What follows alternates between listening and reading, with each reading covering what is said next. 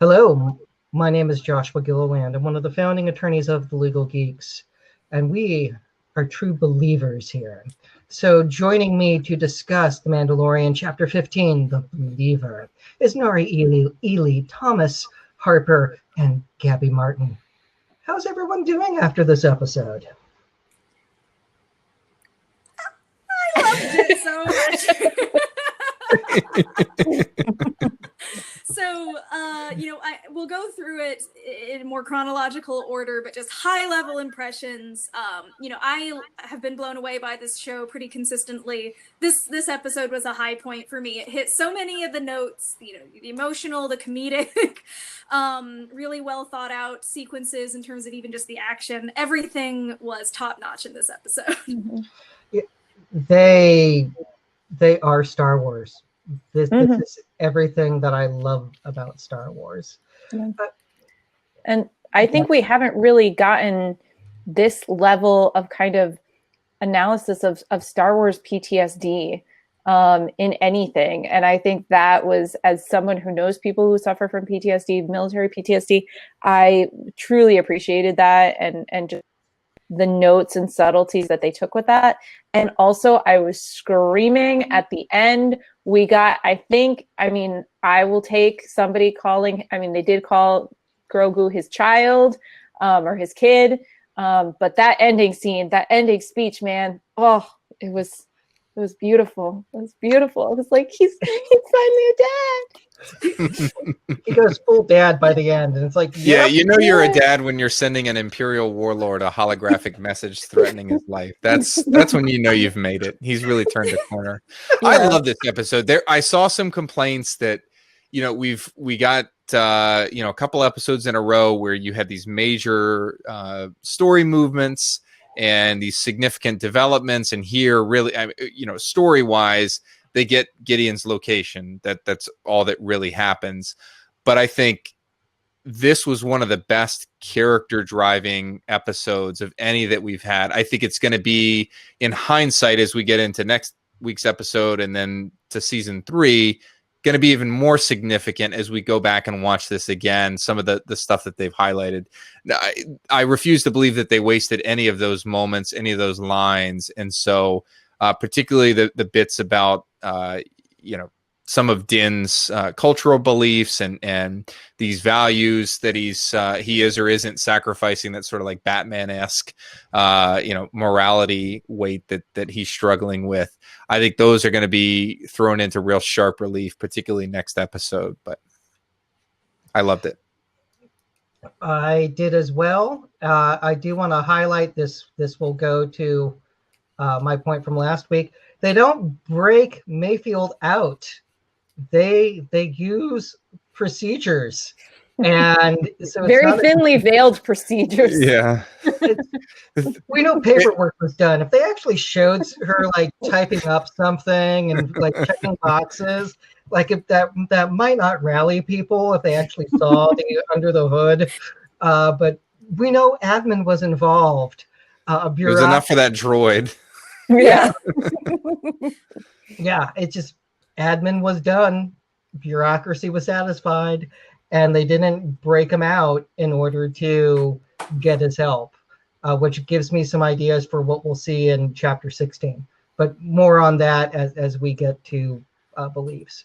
I want to start with the beginning with hard labor. And Mayfield's on a prison planet, I don't remember which, but all this Imperial scrap that they're taking apart and working on, if anyone's gone to like an auto shop or auto graveyard, like a pick and pull, or if you've been to a boneyard where we have old airplanes, so nice to see that. And they're pulling the windshields off of TIE fighters, and God knows what scrapping they're doing, like how they're going to recycle all of this Imperial war machine. But like the fact that's what he's doing, it's like, okay, he's doing hard labor. We generally don't do a lot of this anymore. This is something from the old days we really don't like talking about. but from a case from 1885 that dealt with somebody being sentenced to hard labor, there's actually a high threshold for that. And in this, the holding from this case was a crime punishable by imprisonment for a term of years at hard labor is an infamous crime, with the provision of the Fifth Amendment of the Constitution that no person shall be held to answer for a capital or otherwise infamous crime unless on a presentment or indictment of a grand jury. Being an accessory to killing a Republic officer, throw in his war record as an Imperial. Okay, I can see how he ended up with hard labor, but there's like rules with that. Gabby, do you want to try cracking some rocks on the hard labor element? Yeah, no, and I think what's important to distinguish, like you said, is this is kind of an old-timey punishment. This is not something we see anymore, and it's important to note that what he's doing is not necessarily equivalent to, you see nowadays prisoners doing, lawn work on highways. There's also instances in California where prisoners are used to fight fires. There's usually some compensation involved in that, although it's very minimal, and that's kind of its own box of worms of dealing with how they're compensated or lack of compensation. But this is completely different. And he is kind of doing this scrapyard dismantling. And I'd be interested to know, because these kind of all look like, kind of from the time of the battle with the Empire, these are Imperial. He's a former Imperial being tasked to destroy and kind of scrap Imperial flying flying machines work too. Oh, it's been a long weekend, guys. But what I found really interesting about the scene from a non-legal perspective is I had a very visual equivalent to the scene in Spider-Man Homecoming, where we see the Vulture destroying the Chitauri aircrafts and weapons, and this kind of very narrow perspective on the working man.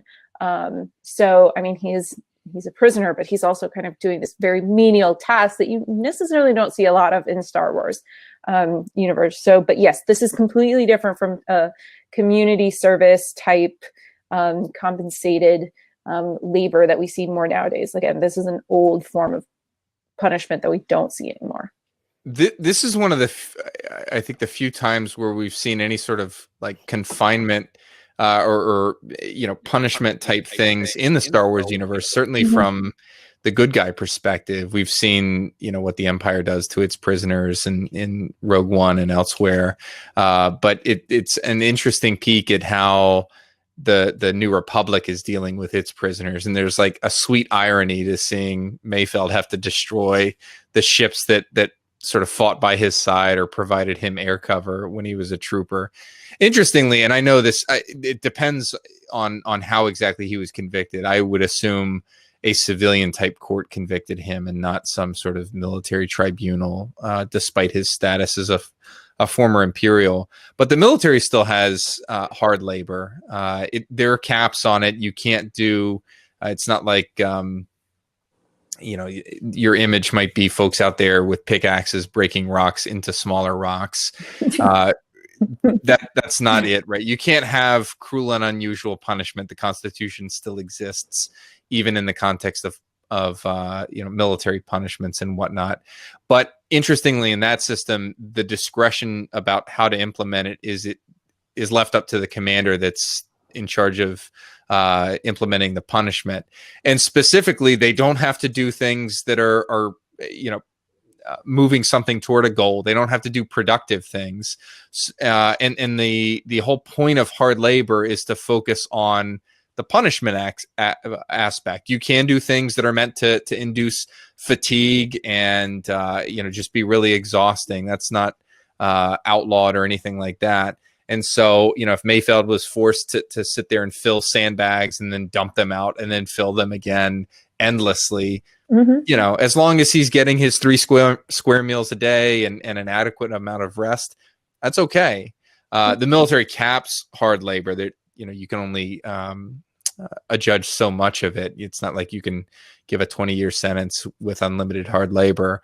But at least, if there's a bright side for Mayfeld here, at least that scrap is presumably being turned into something else. Although that something else may be machines that are being built to destroy more of his Imperial brethren. But they're cleaning up the mess. This was true.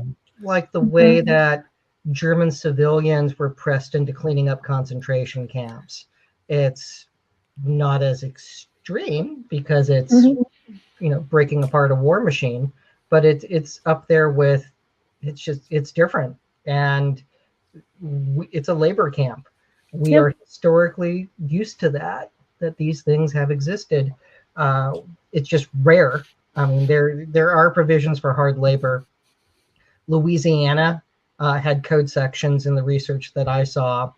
And and this Christmas Eve, the DOJ is bringing back things that we thought were gone, like firing squads and poison gas for executions.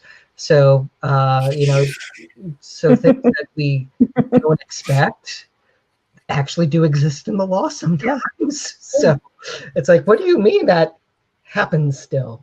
Speaking of things that we don't always expect, I know, Gabby, you were trying to dodge the can of worms, and I'm just going to crack it open a tiny bit. Just because I think it does surprise people to learn this, right? That so, in particular, your example about, prisoners being used to fight fires, and they get paid a pittance. I'm trying to remember what it was. It's something the equivalent of like $1. Pennies on the dollar.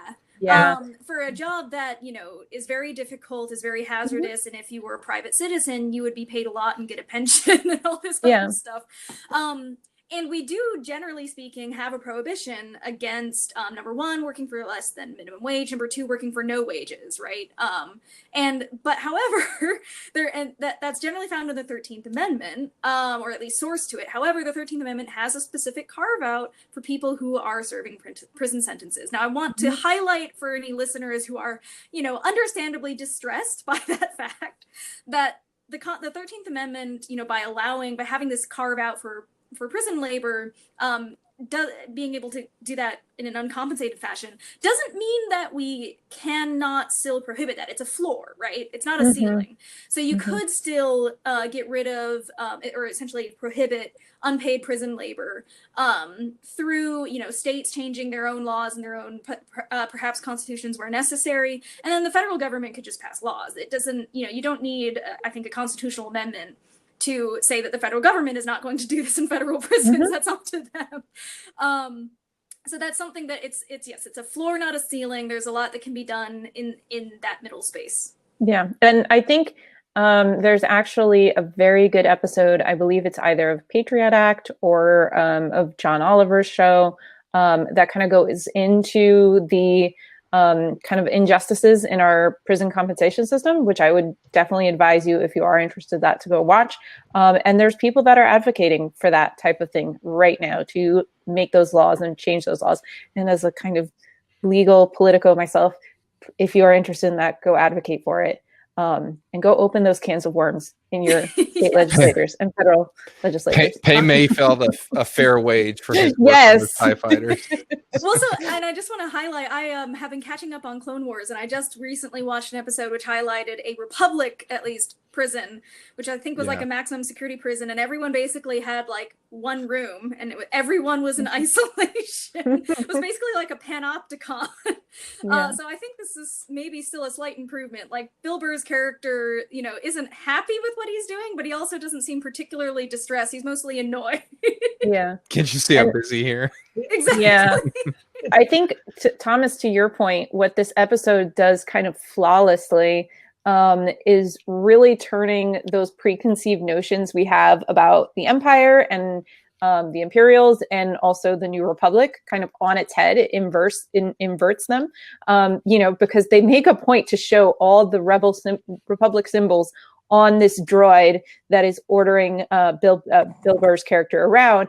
And then, I don't know about you, but that sense of relief when you see the TIE fighters come in, which I would not have expected, right? There, I was like, wait, what am I feeling? Like, I'm feeling relieved, but I shouldn't, because this is not the right aircraft. No. What's happening?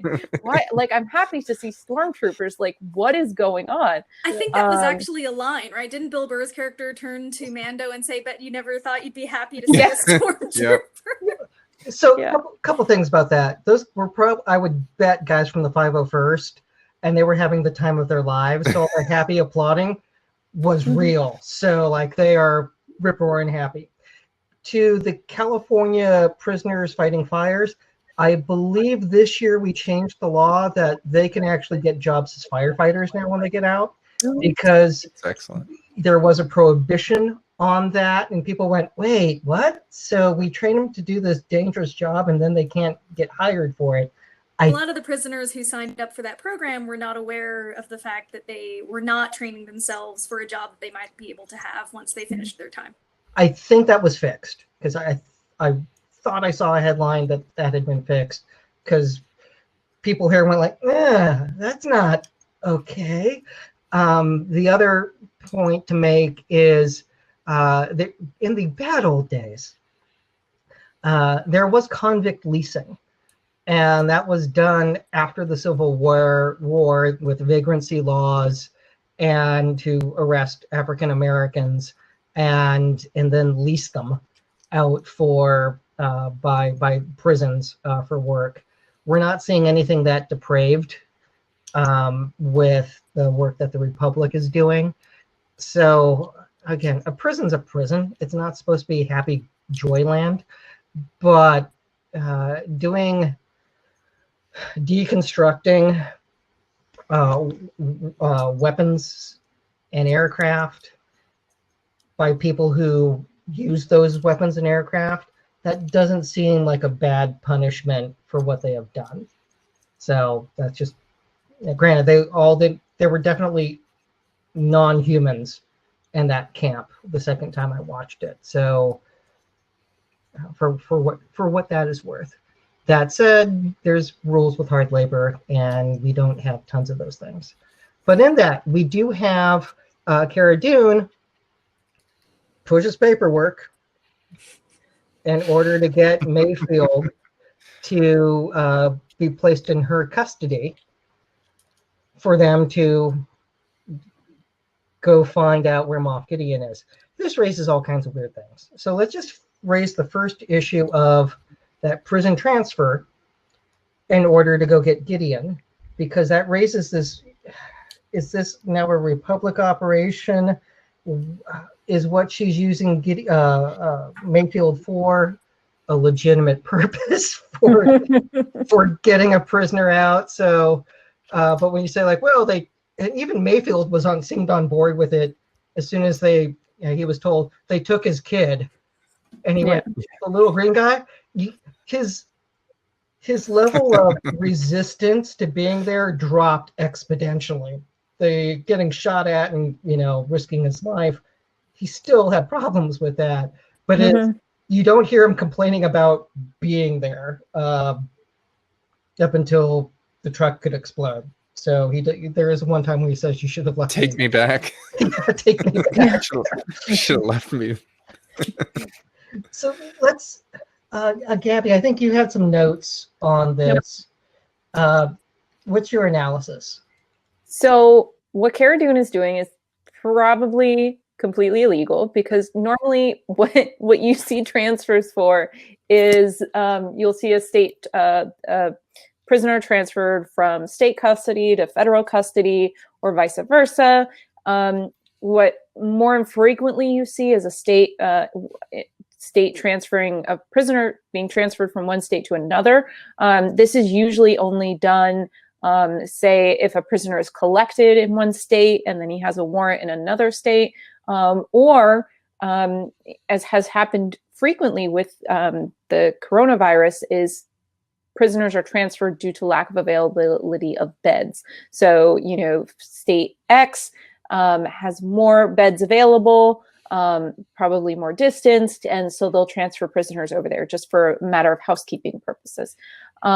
Prisoners can't refuse transfers, so to all of Bill Burr's characters' objections, prisoners can't object to a transfer. And then, of course, there's a bigger, more complex issue of prisoners being transferred from different countries, which is a matter of international law. And there's treaties. That's when the DOJ gets involved.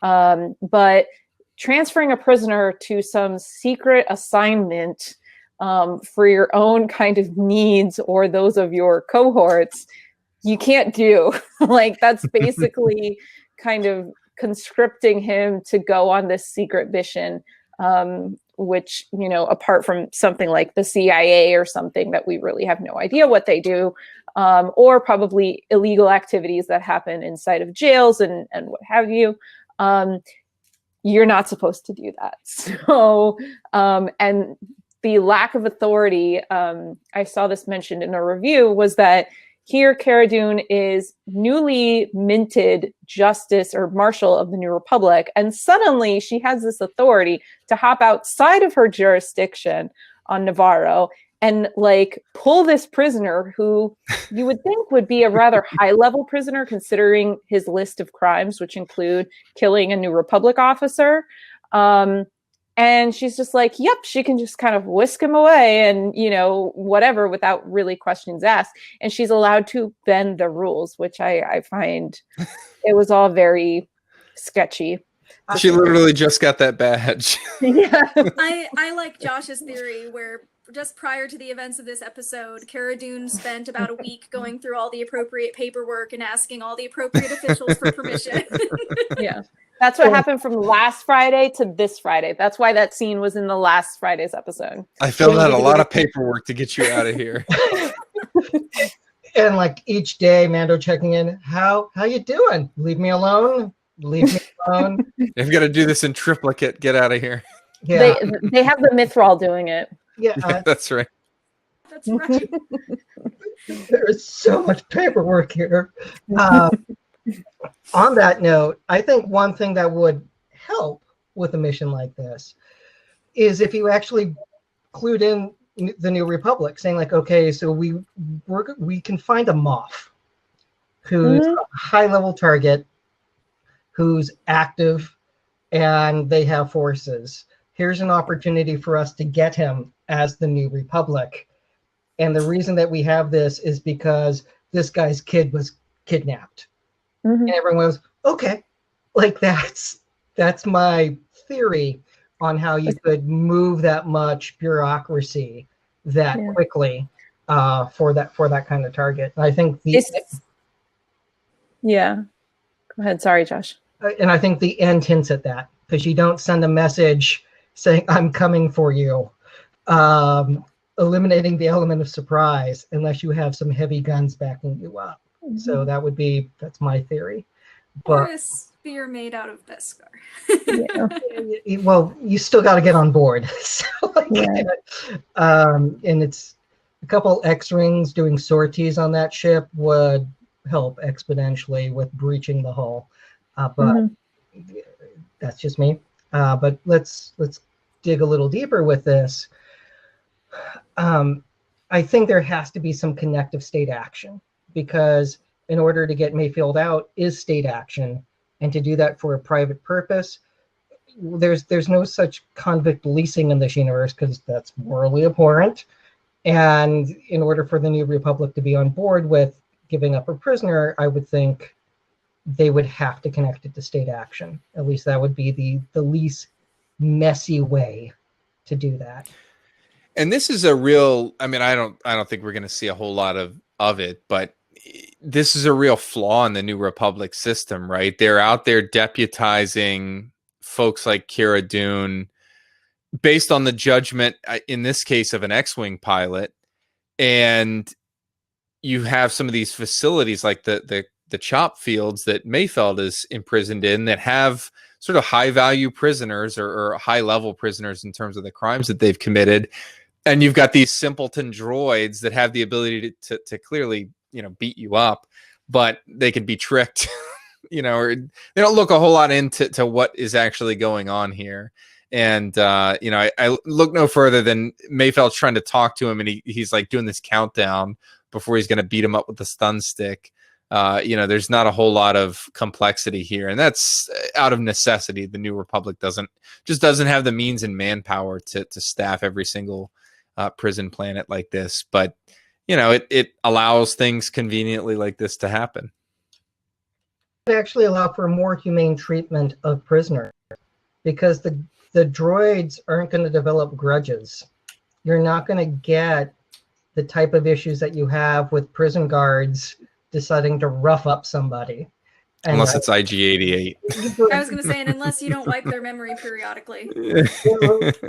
But yeah, there was a recent e-discovery case that where it was just prison guards fired beanbag rifles at a guy in a shower, and it just like didn't produce email, contradict. So again, just all kinds of bad, and perjury and all kinds of stuff, and they got sanctioned badly for it, and the lawyers had to go do mandatory CLE and report to the bar on how badly they screwed up. But that just, yeah, since that's fresh in mind, it's like, hey, theoretically the droids won't have an attitude if they're programmed right to behave appropriately. But that's just my wishful thinking about prisoner rights, which then brings us to the issue of, let's go raid an Imperial facility. This is the first time that we've heard the word Imperial remnant in live action. And so that was pretty cool. And let's get into the legal justification for this, because if this is state action, that makes sense for doing a raid on an Imperial facility. If this is not state action, what are we dealing with here? And Thomas, what's your reaction to that as our JAG officer? If we're viewing the remnant as unprivileged combatants, I think that the claim to keep folks out, so some sort of trespass claim, like if you were to take it into the real world, if you go on a fort like Fort Hood or Fort Bragg or Norfolk Naval Station, and you don't have authority to be there, you sneak on, or you've been banned from the base and you sneak back on, that's trespassing. The government has a legal right to prosecute you and to get you out of there by force if necessary.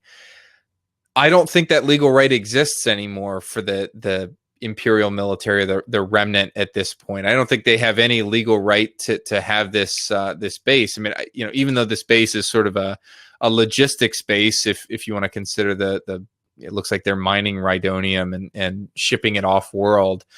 I would call that taking an active part in hostilities, right? Even if they're not fighting an actual war from that planet, they're supplying materiel for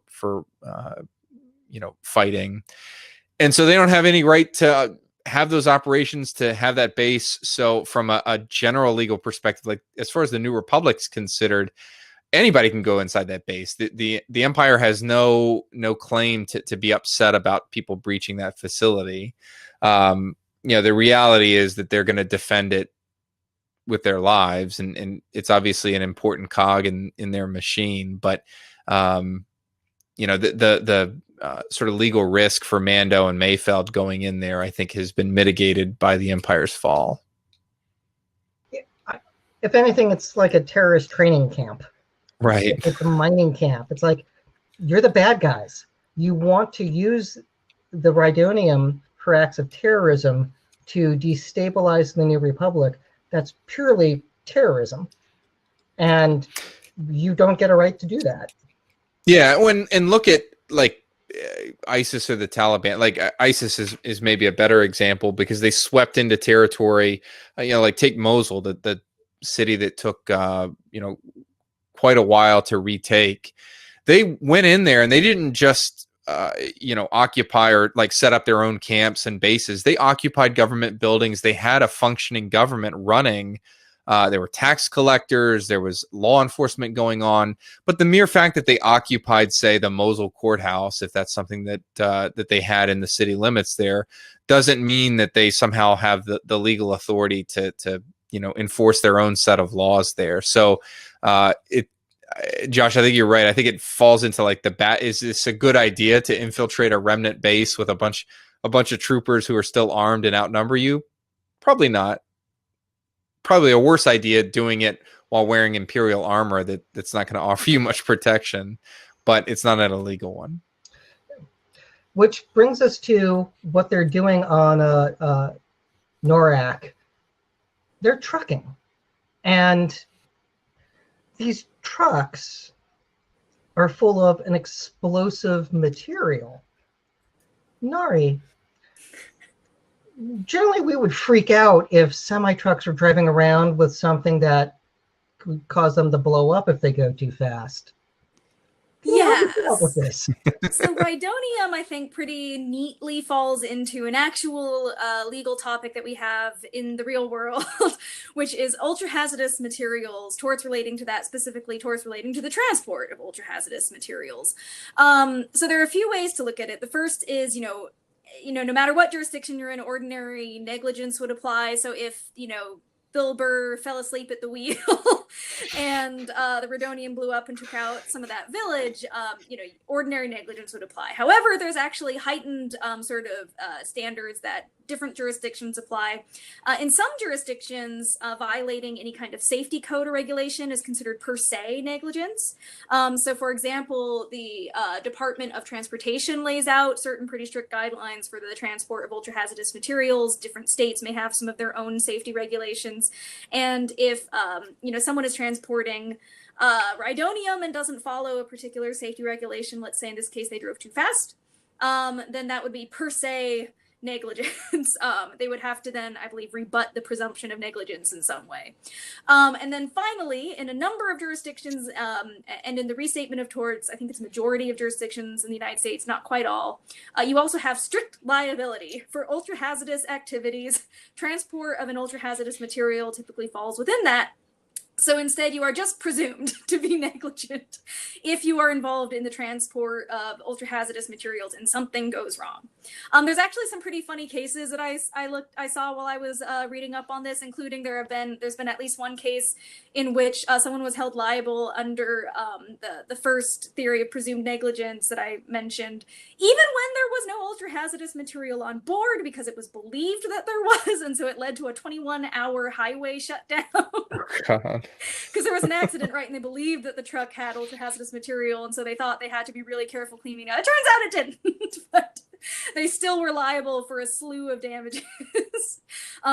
Anyway, so some interesting stuff there. But in general, you want to be extremely careful if you're dealing with anything considered ultra-hazardous, in particular explosives. I think rhydonium would qualify. Because in most jurisdictions, you're not going to get your ordinary standard of negligence, ordinary duty of care. Instead, you might be facing certain types of presumed negligence or even strict liability, and will have a very hard time getting out of paying any damages that result from your transport. I did love the role that it played in this story. You had like this callback to Solo with like the heat levels, even the containers that it was stored in looked like what they were transporting the coaxium in. And, a normal Star Wars story, they just floor it and they outrun the pirates or insurgents that we're about to talk about. But it was this sort of like artificial limiter. And like the whole time Mayfeld is at the wheel, like wincing at every pothole in the road because it might be their last. It worked. I mean, I did think of Solo as well, but it's like, it's different. And because there's lots of material in real life. So that could ruin your day in new and exciting ways. So yeah, I'm not surprised there that horrible things can happen to you. Which then brings us to pirates? I don't know the right term for them. I kept thinking freedom fighters? Yeah, it's like, how do we qualify these guys? Well, So I don't think it's exactly explained, and I think, based on the little snippet that we see of the sort of village that they pass through, it's not clear to me that this is, and it may still be the case, but it's not, I think, made clear that it's people from the planet trying to oust the Imperials. And I think this was, a certain similar dynamic was hinted at with the Imperial base on, I'm trying to remember the name of the planet, the one where the last Imperial base that they went to. And, I think that was on Navarro, actually. Yeah. Yes, Navarro. Thank you. Where it's, having these Imperial installations and, often with valuable equipment, in this case, literally valuable material, the Rhydonium, attracts, criminal elements, black marketeers. So I think that's what's going on here. I think these are black marketeers trying to steal the Rhydonium. Except for, I think, what you're about to point out, Josh, which is that they were trying to blow it up. Yeah, so like that puts them more on the like blow it way up. Yeah. And not just that. I would speculate, and I know others have speculated too, that the kid that gives Mando the dirty look when they're passing through the village is actually like the informant / tipster, that he's the one that notifies them of their location because he looks really sketchy. Although, as we know, Star Wars has a habit of putting small children in major scenes and then doing nothing with them. So looking at you, Broom Boy from Last Jedi. That's a separate topic, and we're resist with those 10 movies coming out and shows. Maybe Broom Boy will return in some meaningful way, but one thing, # justice for Broom Boy. just Broom Boy, but yeah, The special event series. it's it's like somebody made a comment that and some of the artwork that's shown, it looks like Poe Dameron's on one of the skiffs. It's like he would have been 7, maybe 8, so that's definitely not Poe. But yeah, let's take some of this out from under the microscope. Yeah, it's like I agree with you, Gabby. I think it's insurgents, which raises the other question about privileged or unprivileged combatants and the protections that have to be offered. I think from the torn up look of that Imperial base, it's like you've got exposed rebar. It's clearly been blown up. The fact that they've only got 2, well, at least as far as we see, only 2 functioning TIE fighters left, shows that they've been under some amount of assault, some amount of siege from these folks. And I think what we see, that last wave of them, the 2 skiffs worth of aliens, they're there to give up their lives. I mean, those are like suicide bombers, I think, and they ultimately give up their lives in that frontal assault on the base. And which I didn't, you almost like don't know how to feel. Like your knee jerk is like, yay. And then you kind of process it for a second. And you're like, I feel yucky and I need to go wash my hands a little bit. That wasn't the best assault. It was a frontal assault on a fortified position, and they were running in with IEDs to blow up. Like that's dark stuff right there. Yeah. Yeah. I was a little sad that they tried to get across the bridge. Like at this point, you need to peel off and scatter, guys. Live to fight another day. Yeah. And there was no gray area here, but it brings up an important tenet of international humanitarian law or the law of war, which is the obligation of armed forces to distinguish between civilians and non-civilians when force is used. And with insurgents like this, they're didn't look like they were wearing uniforms. We'll call it just civilian garb for purposes of this analysis, but it's not readily apparent that they're military if those folks are just like walking around, right? They just look like normal aliens from the planet, whatever their species is. But the moment that they hop on that skiff and the moment that they whip out those thermal detonators, that effectively tips their hand. So their status, their protected status falls away as they start to take what's called direct participation in hostilities. So the act of hopping on the skiff and arming themselves might be hostile intent, which is enough to strip you of that protection. Certainly jumping onto the juggernaut, that wheeled vehicle there, and fighting Mando, that's a hostile act. It would be no different than an insurgent in the real world firing a weapon at a service member. The thing is, you are looking for some overt act that distinguishes this person from a civilian that's not your typical uniform or something like that.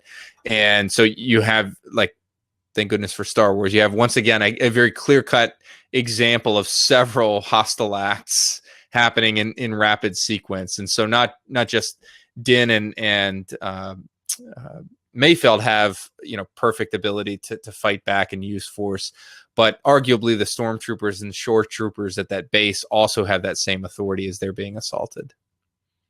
For me, raises like a complex, yucky historical examples, and that would be the storming of the U.S. Embassy in Iran in 1979, and the truck bomb that hit the Marine barracks in Beirut in '83.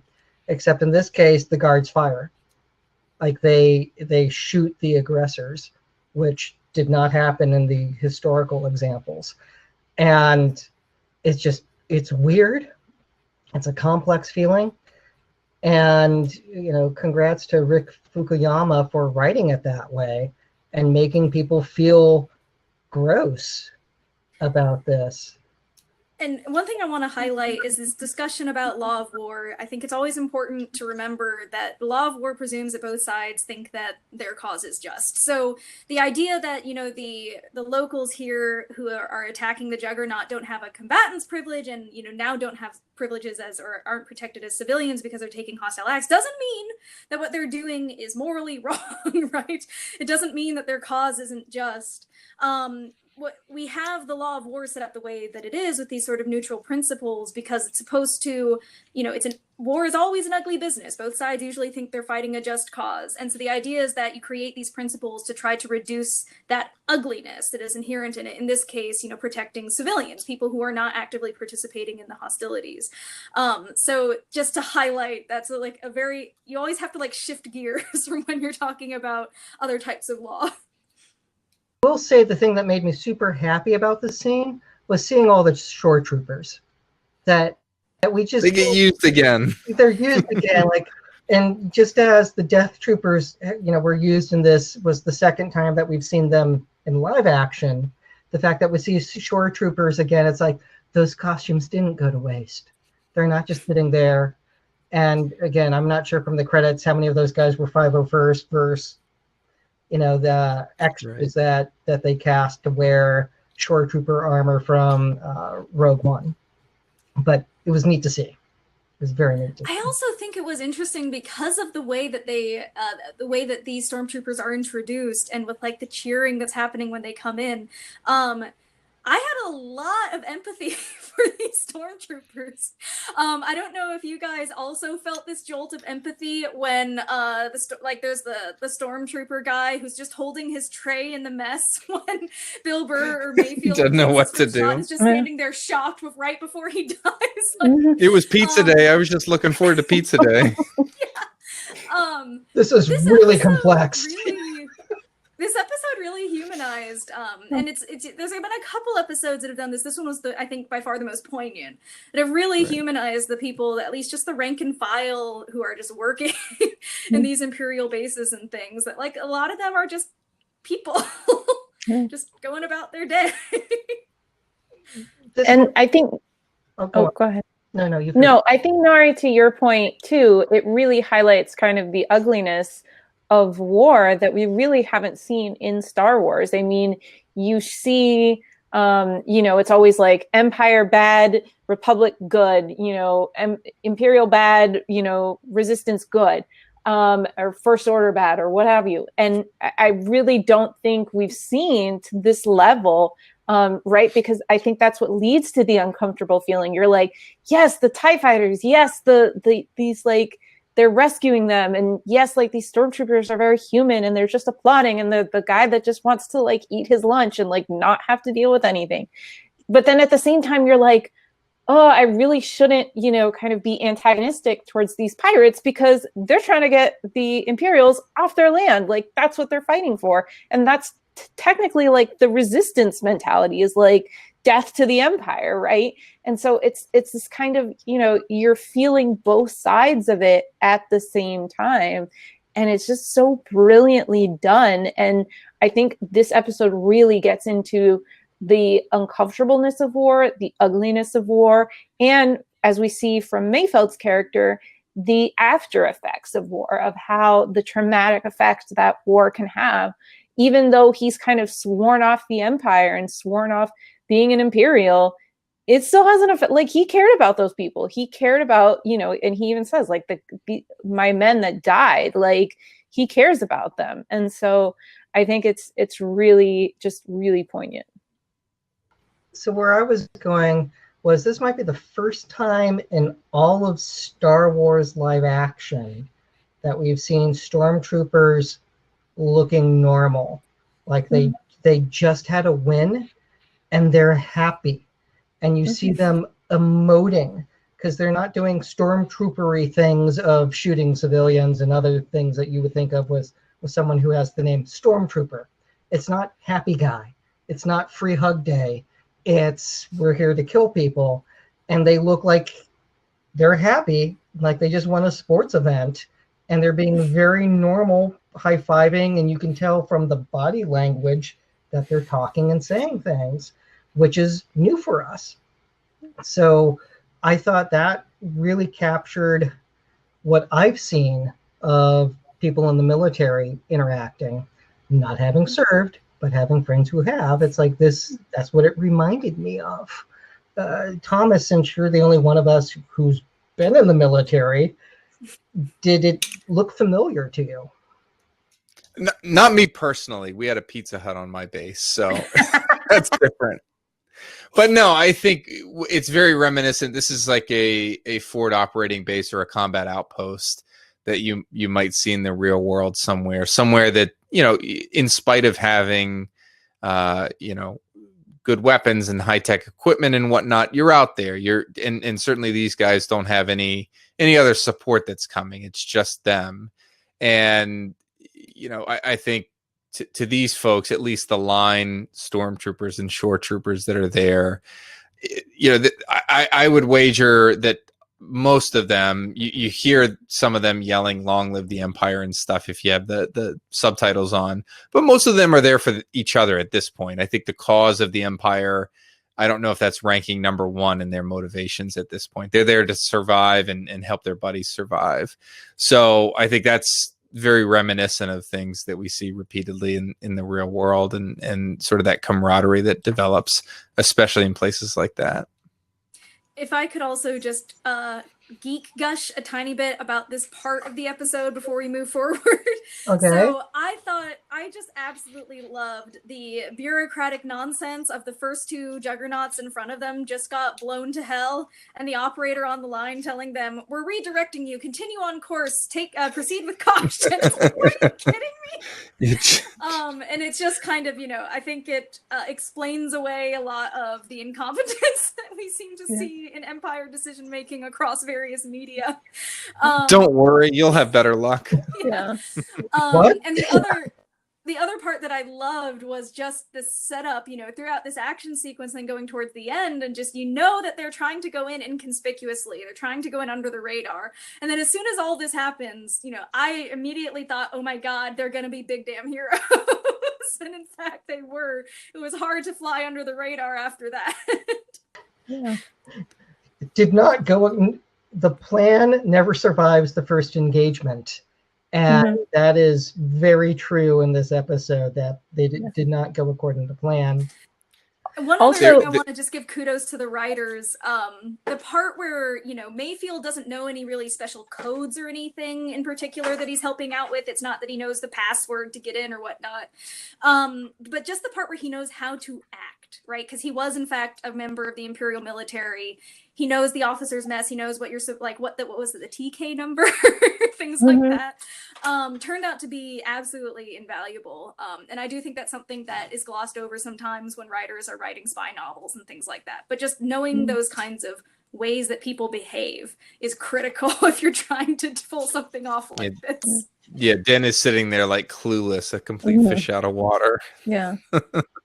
So, and I think the other thing that I wanted to like nerd out about was the fact that, can we talk about how they are hiding their best shooters on this base? Because all of those stormtroopers and sand troopers shore troopers that come out, like they take down the pirates like that. Like there's no missed shots, nothing. It's like done. Like why are these guys not like top of the line, like on this? They're in like a base in the middle of nowhere. Like this is who should be your frontline people. I deserve a promotion. Yes. Again, think back to Rogue One. They didn't, the rebels took heavy casualties there because those guys were hitting their targets. So it's not like we've always seen them miss, but we have heard about the vision in those helmets does suck. But I don't know if it's better for bikers or for the shore troopers who have slightly different helmets. Which brings us to having to do a face scan, which raises the specter of biometric security. So for those who are not familiar with biometric security, it could be something like a thumbprint or a retina scan in order to unlock a door, in order to get in. And it sounds like Cara Dune would have tripped it because she should be known as a rebel somehow. And clearly Boba Fett saying, "They know my face." Subtle, want to hug him. But again, made sense of like, hey, I'm going to be in their system and it would recognize me. Okay, that makes sense.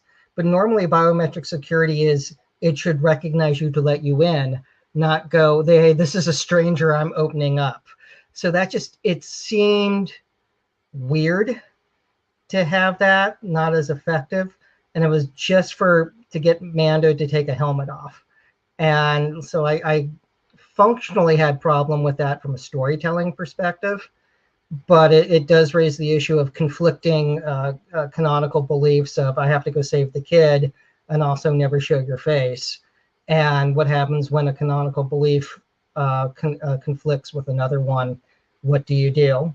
Just say like, well, I'll leave the kid to die.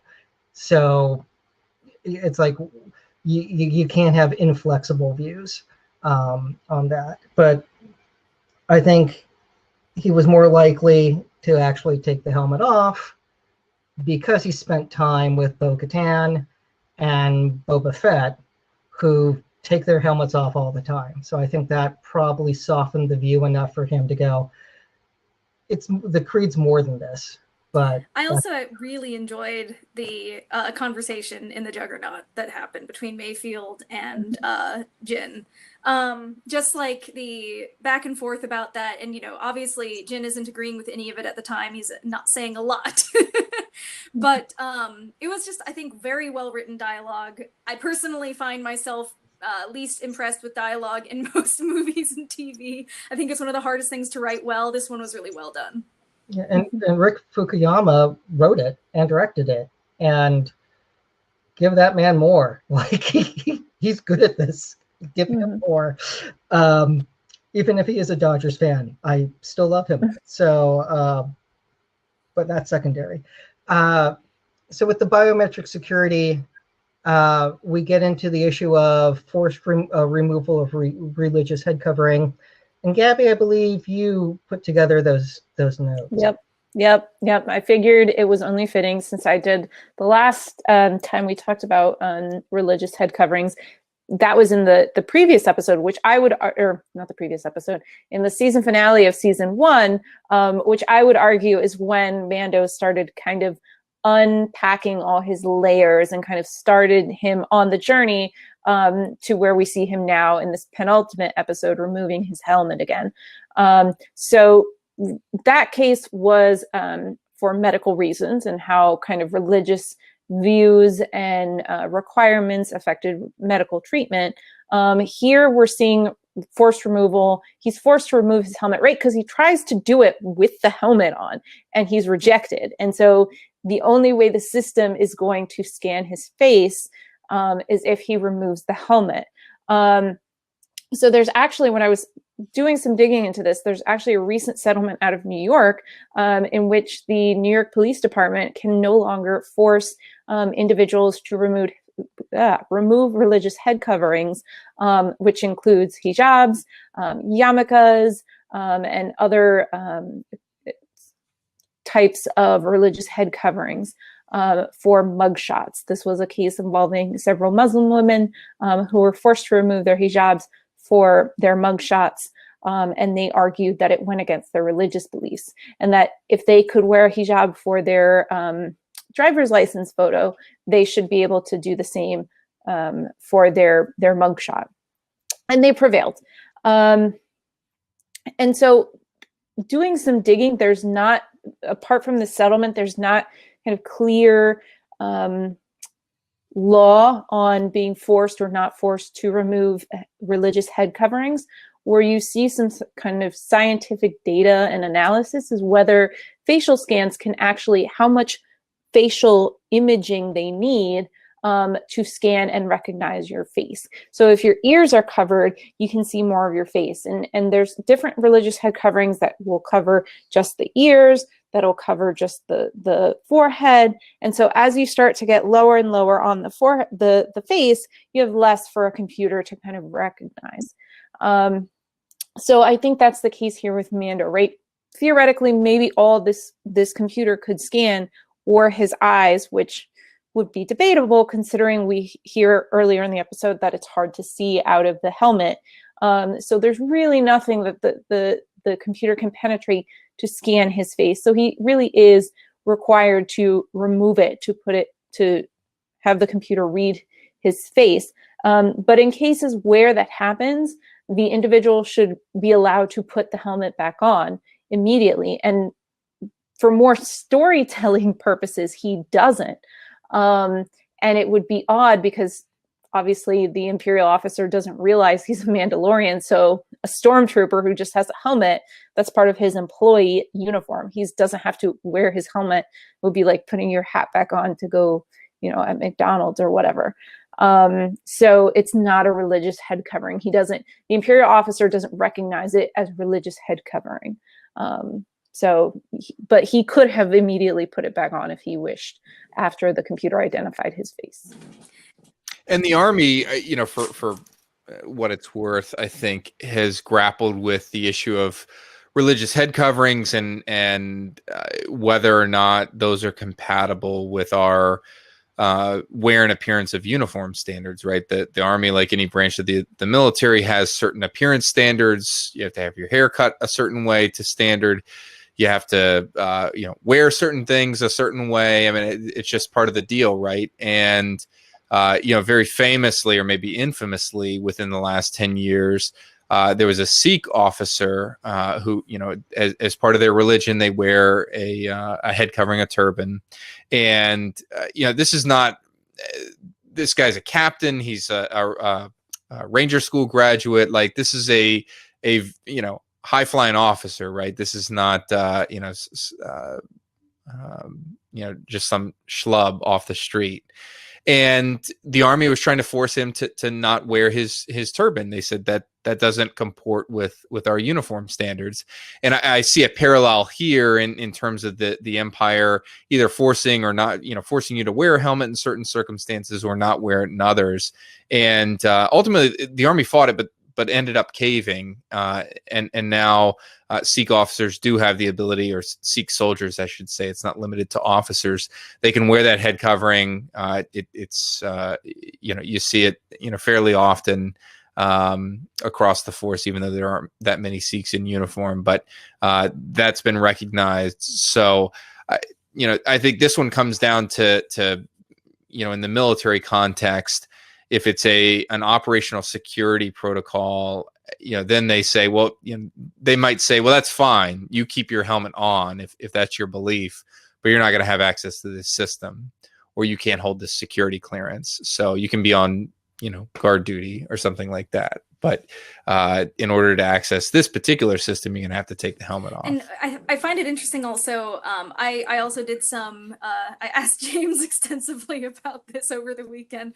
It's interesting because the Army definitely has, or the U.S. military definitely has an interest in having uniform appearances. There might also be certain grooming standards that are related to the job, right? Like not having your hair get in your face is probably important for certain jobs. But they do actually make a fair number of exceptions, usually in the name of other values that the military wants to pursue just as an institution, including retention and things like that. So for example, women actually don't have a different grooming standards when it comes to their hair. They can wear limited amounts of jewelry, things like that. And you can actually have, I think, a serious discussion about whether or not that's fair. But from the military's perspective, it's just balancing these competing values. On the one hand, having a standard grooming code is very helpful for a number of reasons. On the other hand, you might not retain as many women if you ask them all to get buzz cuts. My mother became a paramedic. It was at a time when very few women were paramedics. And so the uniform and grooming standards that they were given were of a dude in a buzz cut. So her and the handful of other women that were there, at paramedic school went, no. And they just all got the, hair to the shoulder bob. And no one said anything because this is, again, to their credit, they were happy that the ladies were there. No one was complaining. No one was trying to put up roadblocks or anything like that. It was, well, this is what we got. Welcome. And they just rolled with it. And no one said anything, and it was cool. And they weren't treated differently. So they did have to, be able to run up 4 flights of stairs with a fire hose over their shoulder, but they did. And they were able to do that with a bob. So, yeah. So much there. From a storytelling perspective, yeah, I would have, if he had not been addressed by the officer, he probably would have put his helmet on and been out the door as quickly as possible. And I think that would have also been in comport with his religious beliefs, because technically nobody would have seen him. Technically, everyone who did see him is dead, so I think that's a wash. And I think Mayfield also went out of his way not to make eye contact. So he gets lost. Mayfield is also technically dead as far as they're concerned. Mayfield really, when we were first introduced last season, it's like, this guy's a jerk. And as we learn, but a jerk. Yeah. And as we get to hang out with him and it's just one-on-one time, it's like, oh, he is way more complex than what we were led to believe, which, and the fact they're able to develop a respect for each other is pretty astonishing. And I think it goes to the fact that the Mandalorian's just trying to save his child. And I think that's all that mattered for Mayfield at that point. Which brings us to the actual giant legal issue that we have, war crimes. This is the first time that we hear about Operation Cinder in live action. Tom, we've talked about Operation Cinder. Can you refresh everyone's recollection what Operation Cinder was? It wasn't a fun time for those affected by it. We can we can encapsulate it like that. So Cinder was a key component of the Emperor Palpatine's contingency plan. So he had this entire plan. If he were to die, what would happen? Sort of a series of awful events would be triggered automatically. At its crux, Cinder was a series of attacks on Imperial and other worlds that just caused massive amounts of destruction. We've seen it portrayed in a number of books within the Star Wars universe. You've seen it portrayed probably most famously in Battlefront 2, the video game. The single-player campaign centers on Operation Cinder and the destruction, in that case, of an Imperial world, Vardos, and then the attempted destruction of Naboo, Palpatine's home planet. But this is something that was a widespread, very destructive, purge, for lack of a better term. It was meant to purge most Imperial forces and loyalists, leaving only a select few who were given coordinates to somewhere in the unknown regions to go. And we hear this planet that we hear here, Burnin Khan, has been featured in canon before as a video game called Star Wars Uprising, like a mobile game. It's like it was a mining colony in the Anoat sector, so the same one that Bespin and Cloud City sit in.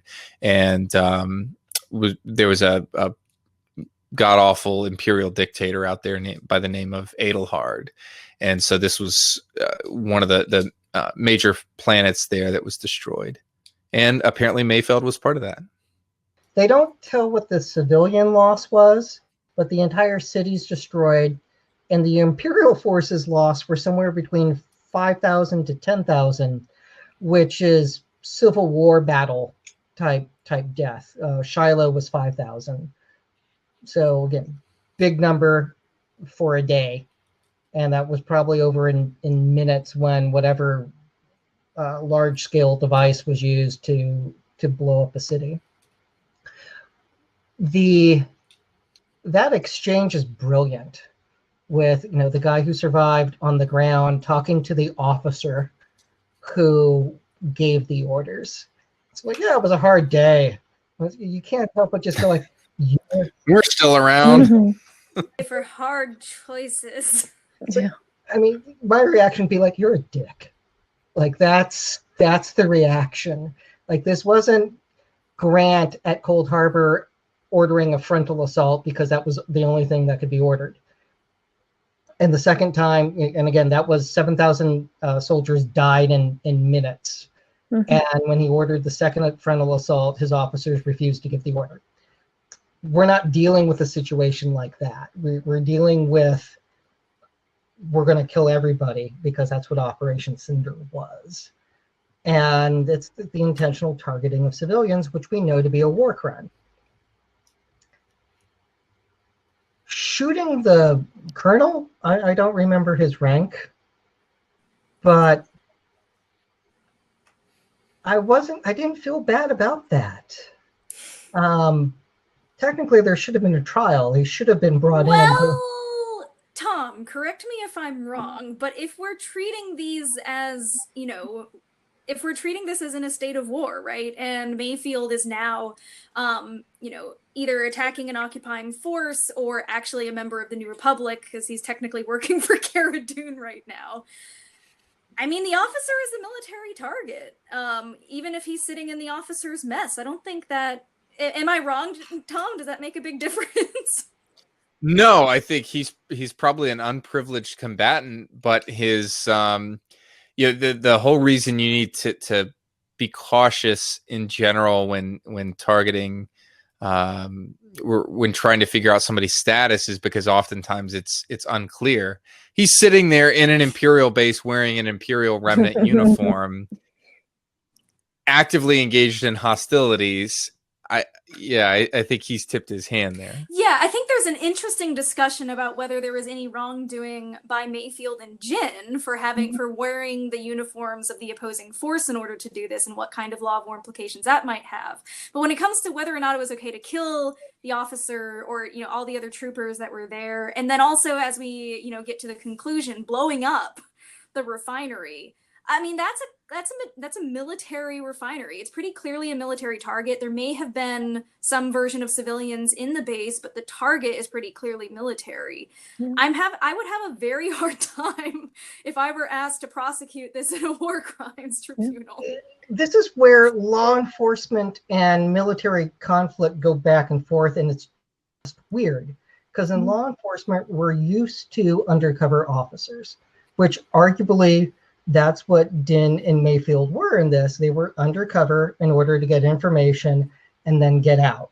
Like, that's, granted, it's classic spy story, but it's also classic law enforcement. And if we're in the law enforcement camp, I think it's cleaner than if we're in a military camp, because generally we shoot spies. They're Oh, I had another. I looked into that as well because I was getting momentarily confused between the differences between the Geneva Convention and combatants' privileges. And long story short, Tom, you're welcome to correct me if I'm wrong. Spies are not treated as they don't get POW status and things like that. Even if you happen to have been a member of the military, but you're arrested on espionage charges, I don't think you get those statuses. You're in a bad way if you're captured as a spy. It's no good. No bueno. I actually think if you think about this as a military operation of some type, there are situations in which it's okay to use trickery like they do. Trickery in the form in this episode of wearing the opposing forces uniform. I mean, it's like Han and Luke infiltrating the Death Star. When it's done for the purposes of achieving a military objective, that sort of trickery on the battlefield is okay, even if it's going to involve killing people. What we don't want, and the kind of trickery that's illegal and is known as perfidy, is the type that's meant to draw somebody into some sort of unlawful false sense of security. So for example, Anakin Skywalker commits perfidy in the last season of Clone Wars, where he falsely surrenders and basically baits the droid forces into laying down there, or stopping the fight in order to gain a tactical advantage. The same could be said if you're wearing a military uniform for sort of nefarious purposes like that. But that's not what we have here. They're on an infiltration mission. I think if they had gotten captured, obviously they're going to get declared as spies. But I don't see anything wrong with them having the uniform on and then engaging in combat. Right, and again, correct me if I'm wrong, Tom, but the key thing with perfidy is, again, like, not that there was trickery or deceit, but just that there was trickery or deceit invoking some kind of privilege in the law of war. So, pretending to surrender, which is supposed to invoke certain privileges where you're not supposed to be shot anymore, or pretending to be, I don't know, a civilian or something in order to avoid that. Because these are privileges that we want to encourage and enforce on each other when we're at war. If parties are regularly faking that in order to take advantage of those, then we're going to lose that protection for civilians and for soldiers trying to surrender. Yeah, that's exactly it. I mean, trickery is still an active tactic, right? Deceit is as much a part of warfare as a bombing run, right? The sure invasion of Normandy. I know. Well, the invasion of Normandy wouldn't have gone off in all likelihood as well as it did, all things considered, had it not been for trickery and a ruse played on the Germans. So this sort of thing, I don't think they intended as they walked in to have it, reduced to a gun battle. But at the end of the day, I think they're okay from a legal standpoint. And no, I was just going to say from a non-military standpoint, I think Mayfield would also be okay if he was, if we take kind of the law of armed conflict and just kind of look at this from a civilian criminal perspective. Mayfield can totally argue for a heat of passion. Because it's interesting because, in law school, you kind of learn the heat of passion. Murder is the guy who discovers his wife cheating or vice versa and, shoots her and shoots the mistress or person having the affair with them. But I think this is an equally justifiable, well, not justifiable, but equally kind of excusable. Yeah. Heat of passion. Totally. And completely excusable. Exactly, because you see kind of his PTSD triggered, and you see him kind of getting more and more and more and more and more agitated as he's talking to this guy, and he finally kind of loses it. And I think that's because, again, heat of passion is they didn't walk in to say, we're going to shoot all these Imperial officers. That was not their intent. So it was something that happened in the moment. And I think and he could also argue that his, PTSD had a role in his actions. So I think from the civilian criminal side of it, I think there's also kind of an explanation behind it. So totally agree with you, Gabby. I just want to highlight for listeners a couple things. The first is that, what we're talking about here is reducing the degree, reducing the severity of the punishment that you might be on the hook for, which is different from justified killing, right? Justified killing is like self-defense, things like that, something that would actually negate the crime. This one is just a mitigation, something that makes it less bad. Yes. And I think that you have a really good point. I think Mayfield, if you were ever on trial for this, has an extremely strong defense, which includes putting on testimony from Jin and everyone else in the team, where he didn't even want to be there. He didn't want to go inside the base.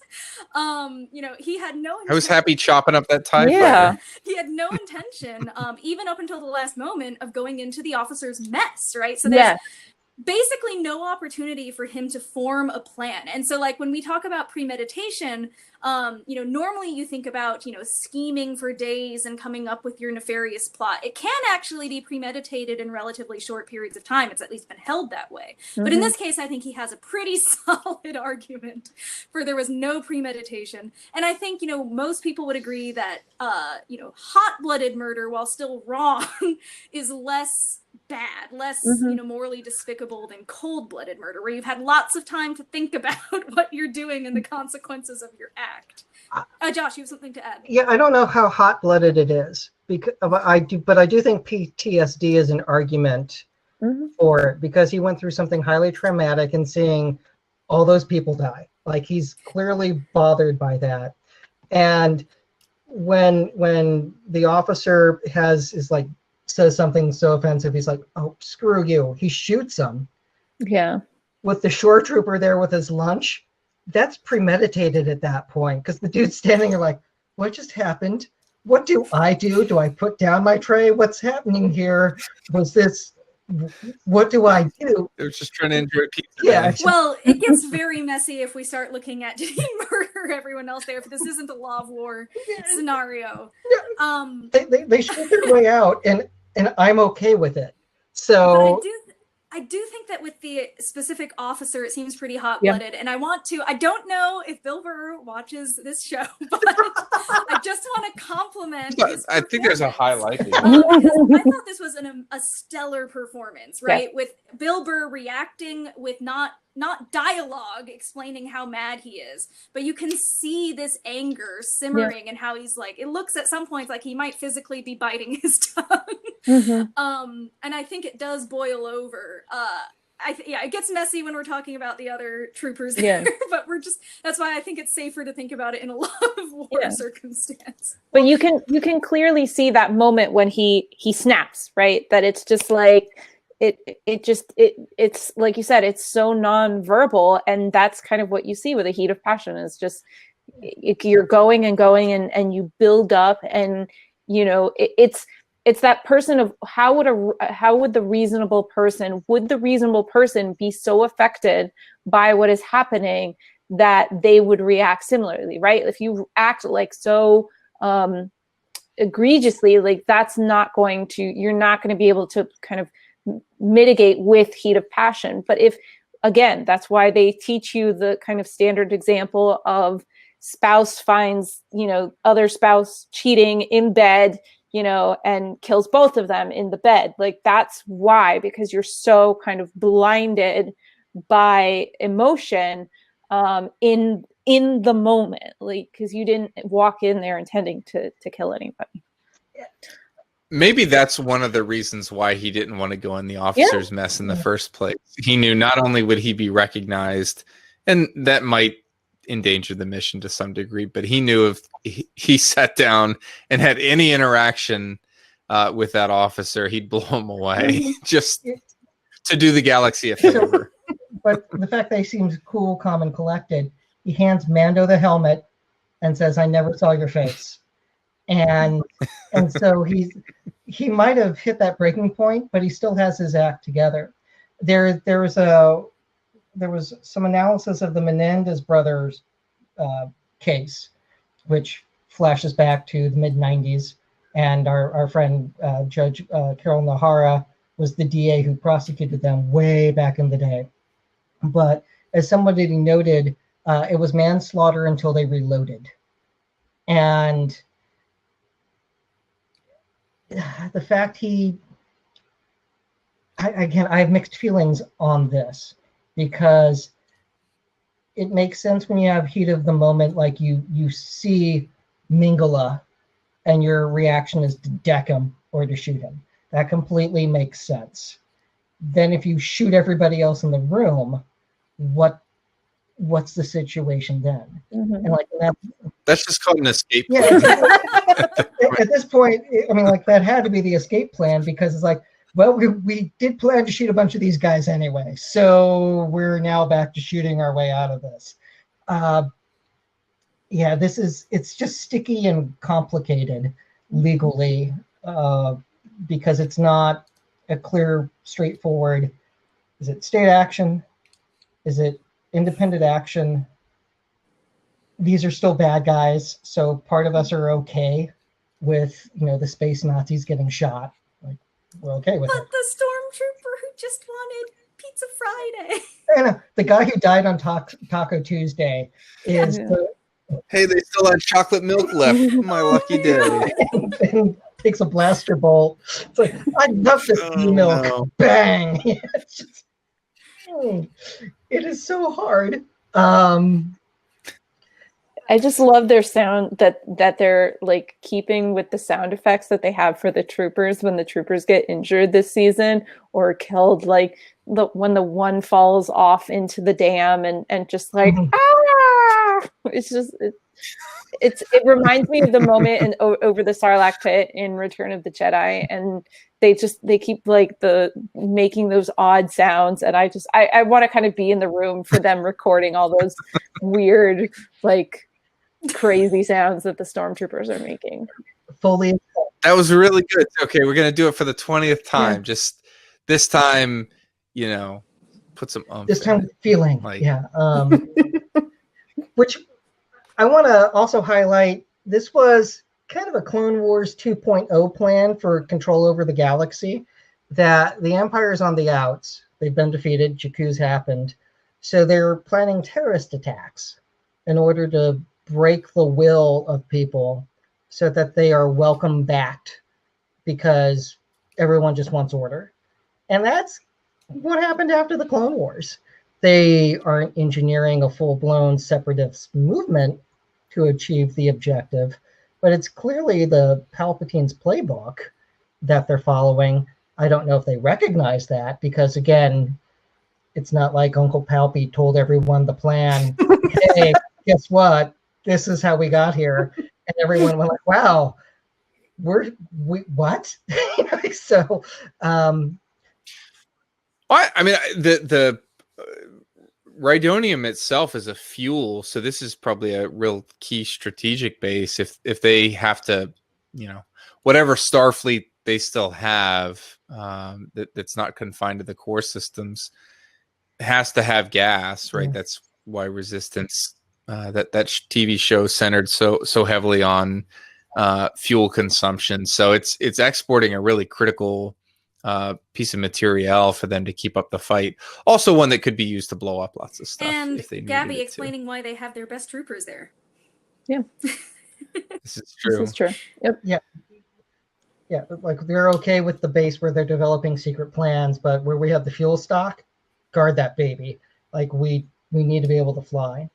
It also raises the issue that the airbase had to be separate, and because they don't take off from the base, so they're at a separate location, which is, we've done stuff like that. The airbase is separate from another facility. So again, that it doesn't look like a Edu.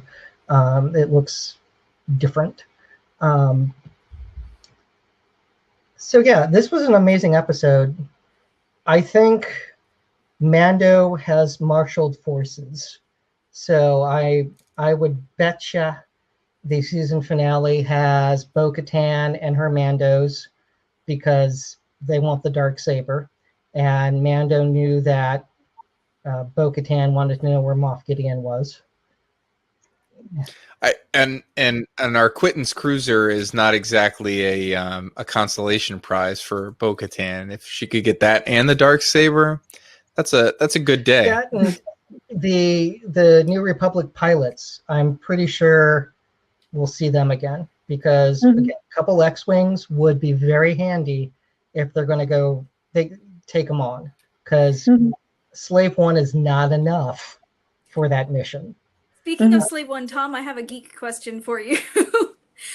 Has that seismic charge or whatever that's called been seen outside of the video games? Yep. Oh yeah, in Attack of the Clones. Yep. Ah, okay. I couldn't remember. As he's chasing Obi-Wan through the Geonosis asteroid belt. I was viscerally familiar with it from Star Wars Battlefront, so I was just curious. Yeah, the sound of it is just permanently cemented in my brain. If I can, that reminds me of another key detail that they nailed in this episode, which was where the visual preceded the sound from that. Yes. I have had very little experience with this. James, my boyfriend, who was a Green Beret, has had a lot of experience with this, where there's like a surrealness to the battlefield where you see the explosion and then there's like a couple seconds and then you hear it. So the lightning thunder effect. And they nailed that in this episode. I saw the last 2 space shuttle launches, and yeah, that happened. It was pretty epic. Star Tours also had Boba Fett's charge as well. So, but again, true fans writing the stories and knowing the resources. So like, we don't have to add anything new. We got this. And people are like, if that's the only weapon that Slave One uses for the rest of its appearances on screen, I'm okay with it. So let's be honest. He has to have a good plan, because you don't send the "I'm coming for you" message unless you really know you can win and you got the resources to pull off the win.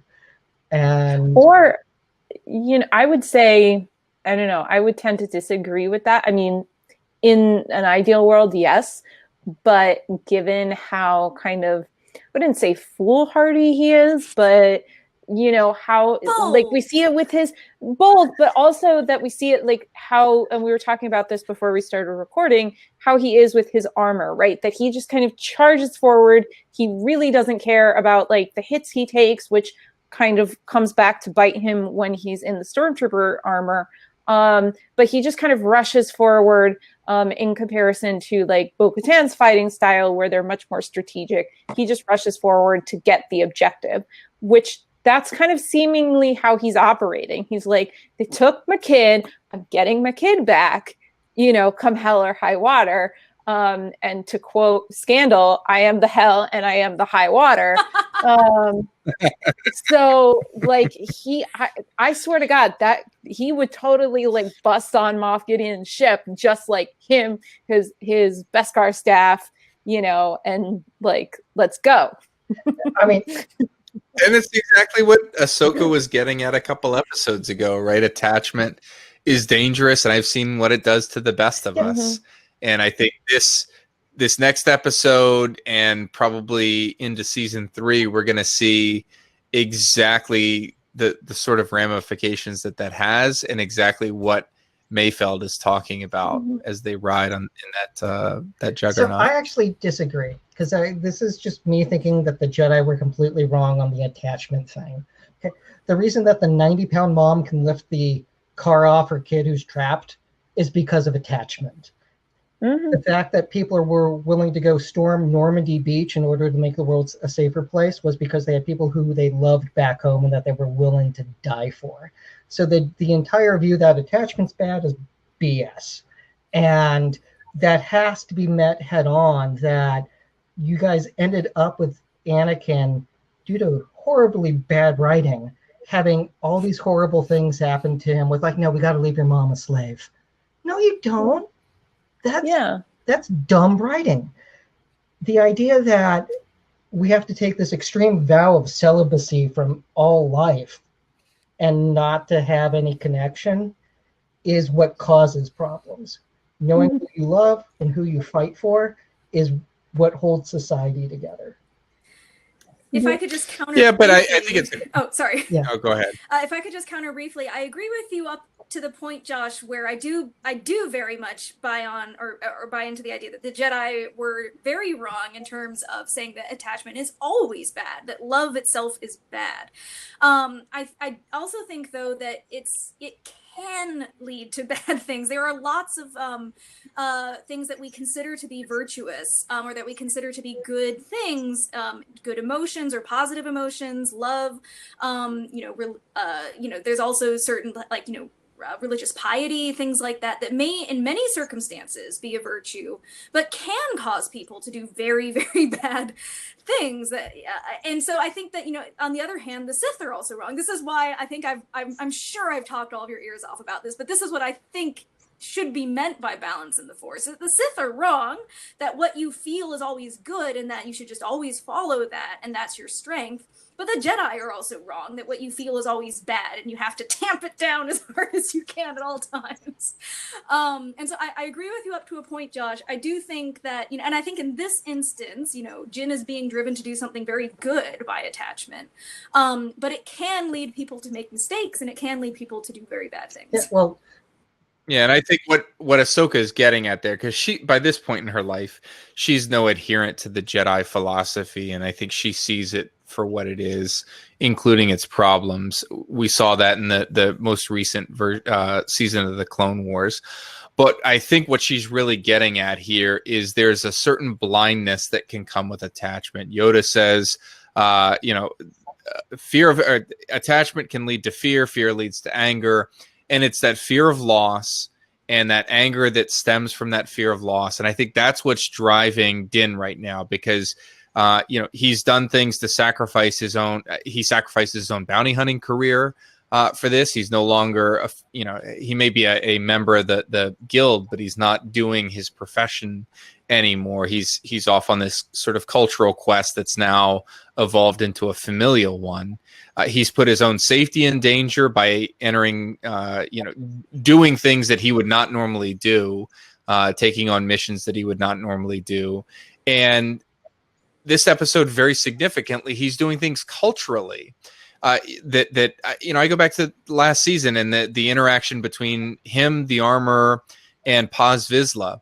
And what does the armorer say? Have you ever taken your helmet off? Has anyone taken it off of you? No. Okay, that's sort of the core tenet that this fraction of the Mandalorians seem to adhere to, and he's now broken that, right? But he's broken it in his mind, for a justifiable cause.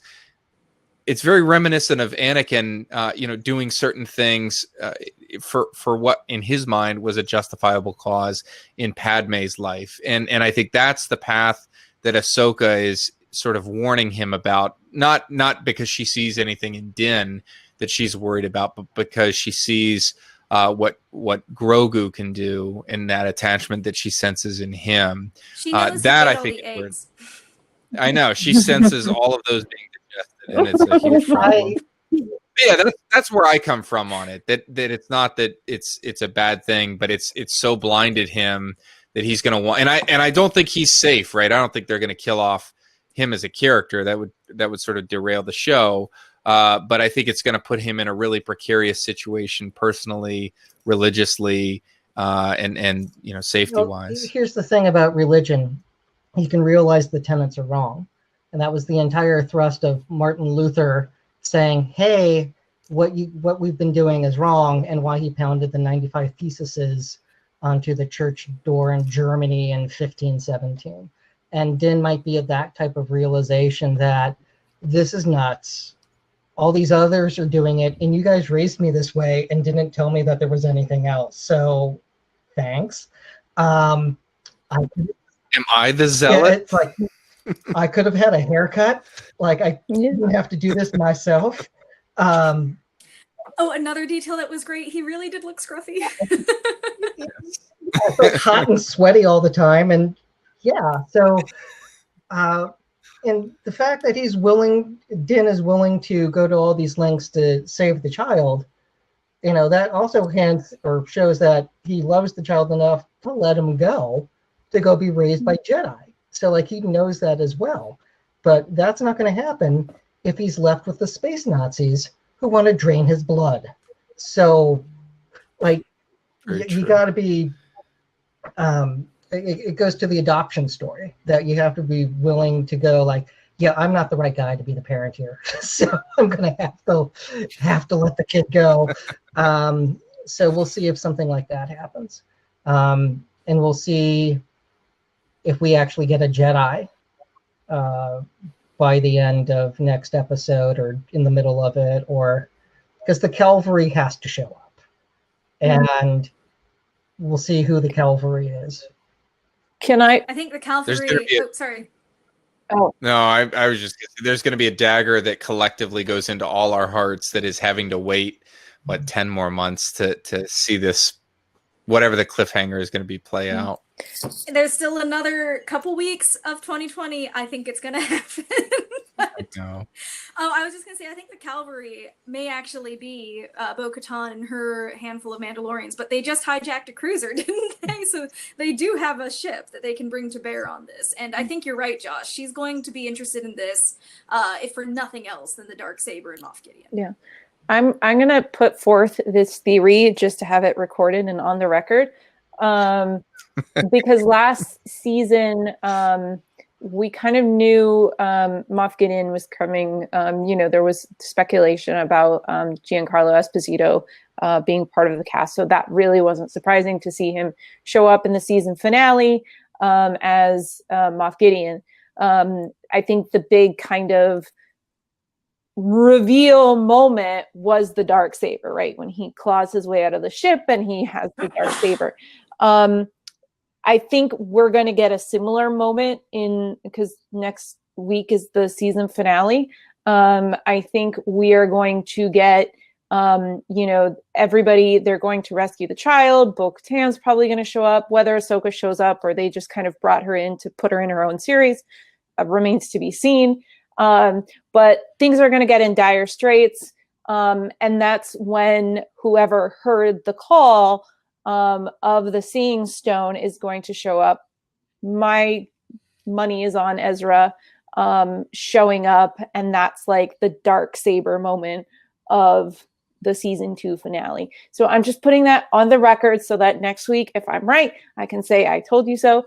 But yeah, that's my prediction. I agree with you because de-aging Luke is too hard, and even though that would make me happy, the circle would be complete.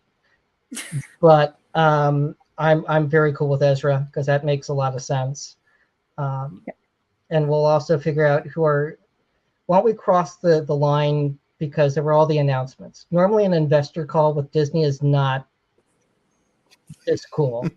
It's just an investor call. They don't make it like a mini D23 where they roll out all these major announcements. So this was different. Oh, it was a good time to be alive. Yeah. So I know.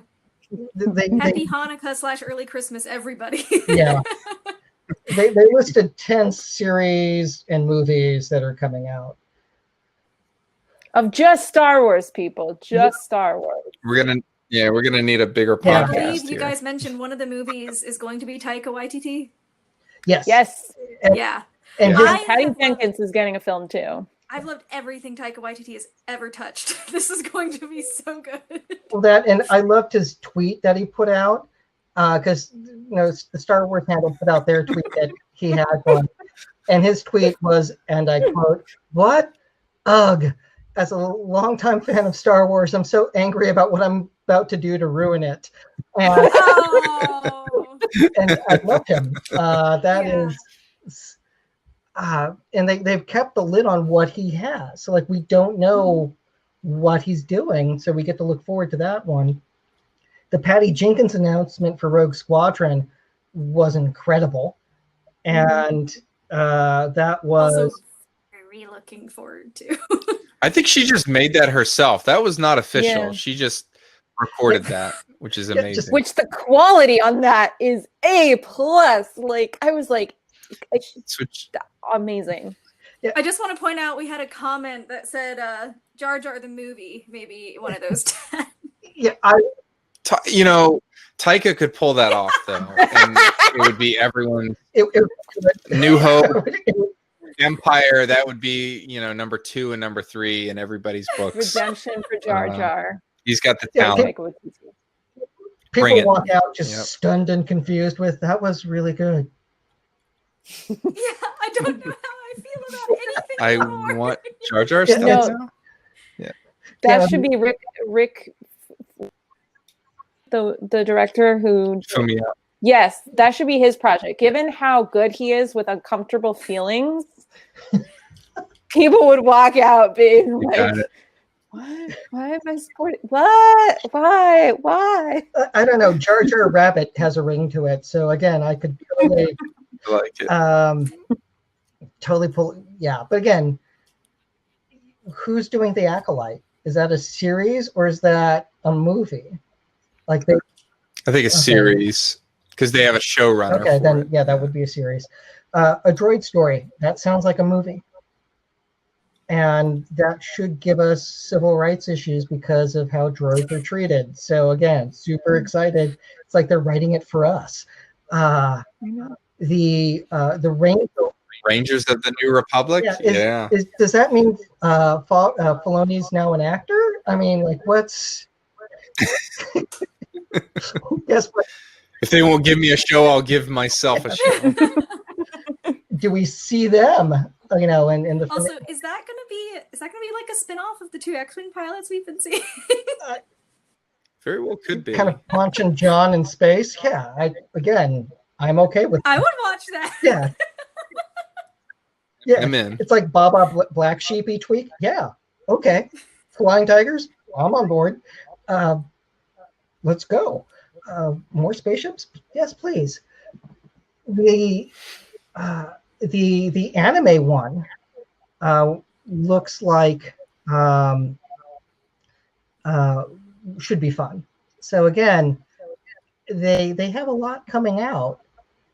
And Orlando, is that a movie or a series? I think a limited series. That's kind of probably going to be like a Kenobi type series. Yeah. Yeah. And we don't know which land. It could be both actors. It could be, Billy D reflecting.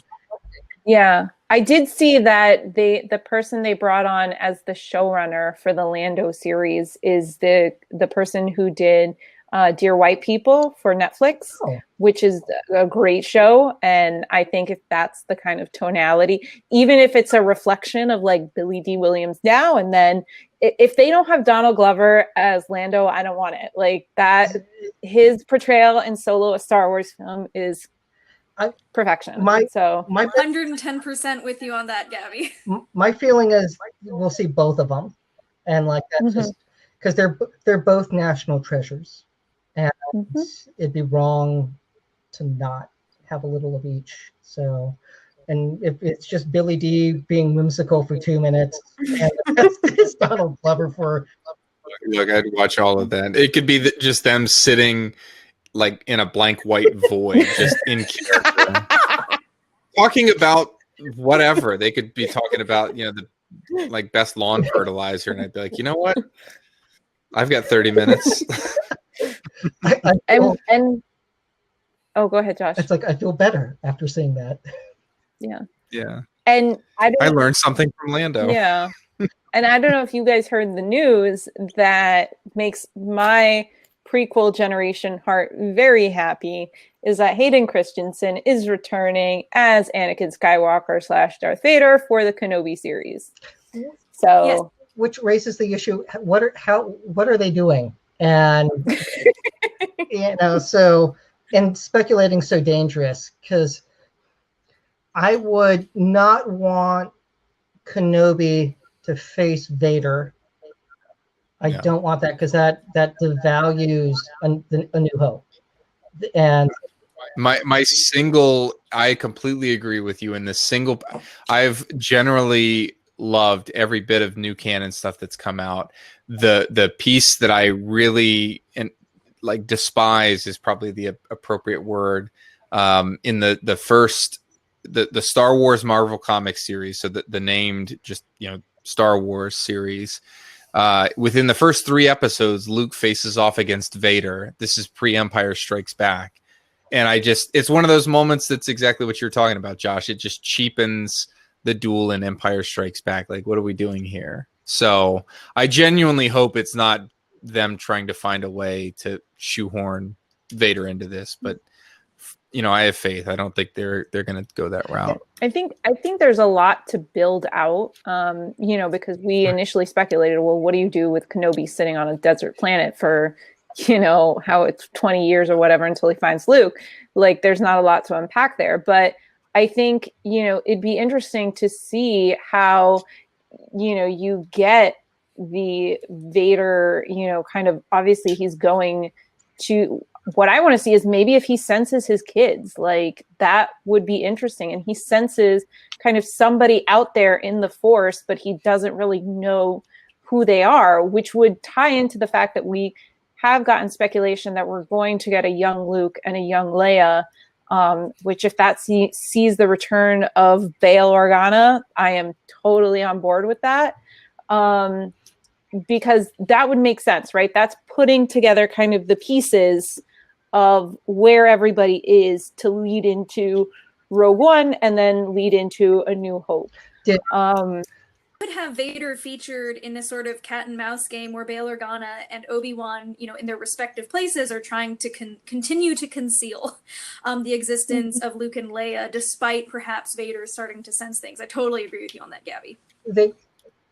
I think it follows that in the comics explored Vader's obsessive hunt for Luke and his identity. I think it follows that Vader would have known Obi-Wan survived at Mustafar. Obviously, it wouldn't be a stretch of logic to presume that he made it off planet and went into hiding or was on the run. As obsessive as Vader has been literally about everything else in his life, I could absolutely see that being sort of a driving plot point, that Vader is on this obsessive hunt for Obi-Wan. And maybe, as the series ends, that's when the trail goes cold for, however that works out, and they don't see each other again until A New Hope.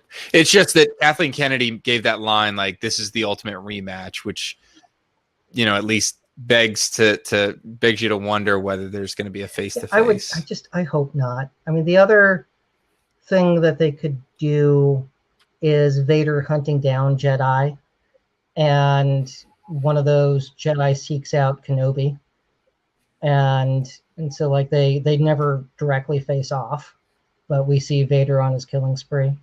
The other thing that I do find interesting is Bail Organa goes to Tatooine with a 9-year-old Leia, and so Leia has met Kenobi and actually knows him. So, because she did seem at least familiar with the message that we see in A New Hope. Obi-Wan Kenobi, you're my only hope. Yes. So you could have Inquisitors that hunt him before he makes it to Tatooine. That too works. Or Aaron Hondo could show up. That too. Did you see that comment just now, Josh? Yeah. From Aaron. Okay. Yeah, it's like, okay, that would be great storytelling as well. So again, I don't want them to cheapen Kenobi's sacrifice on the Death Star. I like the idea that they didn't see each other for 19 or 20 years. I think that's very important to maintain. So, and we all know they're going to have to spend at least one episode explaining adverse possession laws of Tatooine and why Obi-Wan is now the rightful owner of Luke's lightsaber. Yeah, Anakin's lightsaber. Yeah. Again, they've seen my presentation on that. Like, they have to go there. I know Kathleen Kennedy, You consulted on this show, right? You just can't tell us yet. Yeah, they got to go that way with Chattels. They have to. So, yeah. Don't worry. We know your NDA is ironclad. It's okay. Say no more. The other one I'm really excited for is Andor, because I love a good spy story.